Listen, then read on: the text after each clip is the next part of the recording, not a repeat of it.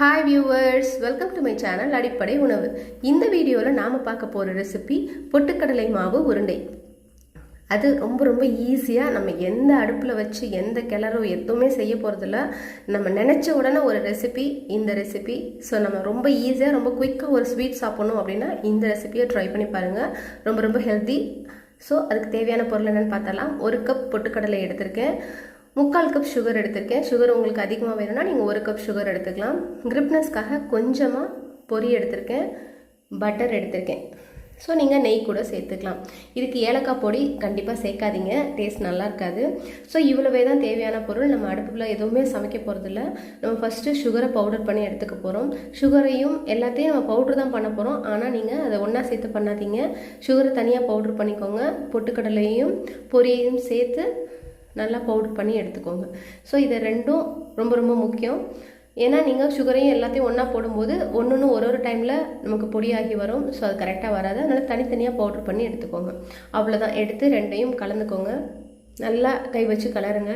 கலந்துட்டு நம்ம எடுத்து வச்சுருந்த பட்டரை சேர்க்க வேண்டியதான்.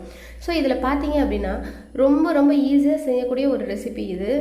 ஸோ நம்ம சேனலுக்கு நீங்கள் எல்லாருமே நல்லா சப்போர்ட் பண்ணிகிட்ருக்கீங்க. ரொம்ப தேங்க்யூ எல்லாத்துக்கும். நான் நிறைய பேர் என்னோடய சேனல், என்னோடய வியூஸு, என்னோடய வீடியோஸை பார்க்குறீங்க, பட் சப்ஸ்கிரைப் பண்ண மாட்டேங்கிறீங்க. ஸோ சப்ஸ்கிரைப் பண்ணாதவங்க நம்ம சேனலை சப்ஸ்கிரைப் பண்ணிக்கோங்க. நம்ம போடுற புது புது வீடியோஸ் உங்களுக்கு அப்டேட் ஆகிக்கிட்டே இருக்கும். நீங்களும் பார்த்து என்ஜாய் பண்ணுங்கள். உங்கள் ஃபேமிலி மெம்பர்ஸ்க்கும் செஞ்சு கொடுத்து அவங்கள அசத்துங்க. ஸோ நான் பட்டர் சேர்த்து இந்த மாதிரி நல்லா பிசைஞ்சு எடுத்துக்க போகிறேன்.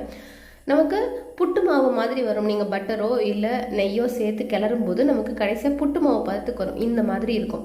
ஸோ இதுதான் நமக்கு கன்சிஸ்டன்சி. ஸோ இந்த புட்டு மாவு பதத்துக்கு வந்ததுக்கப்புறம் நம்ம உள்ளங்கையில் வச்சு நல்லா அமுக்கி பிடிச்சிங்க அப்படின்னா நமக்கு சூப்பராக உருண்டை வந்துடும். இது கண்டிப்பாக உடஞ்சி போயிடாது. நீங்கள் கையில் நல்லா பிடிச்சி சேவ் பண்ணி வச்சுக்கலாம். உங்கள் ஒரு டப்பாவில் போட்டு நல்லா ஸ்டோர் பண்ணி வச்சுட்டிங்க அப்படின்னா உங்களுக்கு ஒரு 2-3 டேஸ்க்கு நீங்கள் அது தைரியமாக சாப்பிட்டுக்கலாம். ஒன்றும் ஆகாது. நம்ம எந்த விஷயமும் அதில் சேர்க்காதனால ரொம்ப ரொம்ப ஹெல்த்தியும் கூட.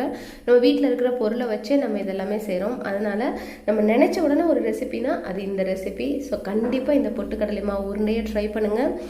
உங்கள் வீட்டில் இருக்க எல்லாருக்கும் செஞ்சு கொடுத்து அசத்துங்க. மீண்டும் அடுத்த வீடியோவில் ஒரு புது ரெசிபியோட நான் உங்களை மீட் பண்ணுறேன். Until then, bye viewers.